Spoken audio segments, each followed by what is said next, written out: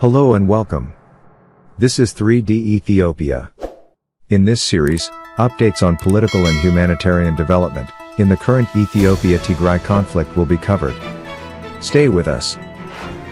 Redwan Hussein, higher official of the Abiy administration, said, "The displacement of 40,000 people from a country of 110 million people means only a family." The United Nations said, a deal has been signed with the Ethiopian government to allow unimpeded humanitarian access in Tigray. Redwan Hussein, higher official of the Abiy administration, said, "The displacement of 40,000 people from a country of 110 million people means only a family."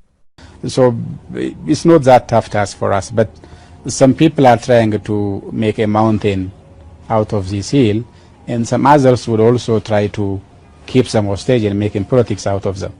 But otherwise, we are a country of 110 million, so 40,000 for us is like one family. The remark was criticized as outrageous and irresponsible by many. Tigray described Redwan Hussein's remark as a typical chronic afflictions of Ethiopians in action. For Redwan, Tigray added, 40,000 in refugee camps isn't 40,000 lives damaged. It's a negligible statistic that can be brushed aside. They use same reasoning when they think of Tigray, a home to 6 million disposable people.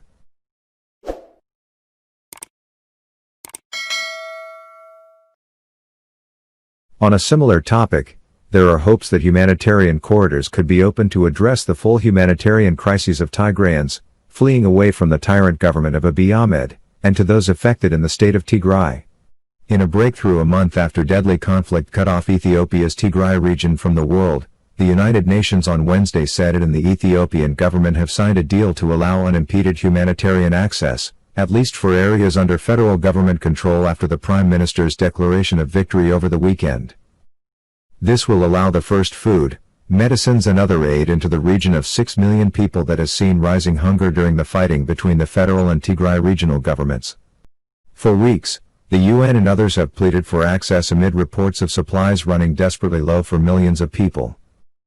Ethiopia's government did not immediately comment.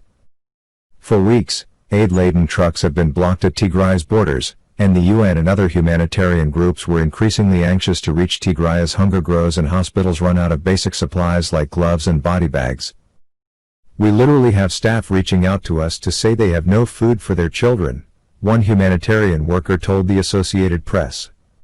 The person spoke on condition of anonymity because of the sensitivity of the situation. "We have been urging, waiting, begging for access," another aid official, Jan Egeland with the Norwegian Refugee Council, told the AP. "We're ready to go tomorrow. It has been heartbreaking to be forced to wait." More than 1 million people in Tigray are now thought to be displaced, including over 45,000 who have fled into a remote area of neighboring Sudan. Humanitarians have struggled to feed them as they set up a crisis response from scratch.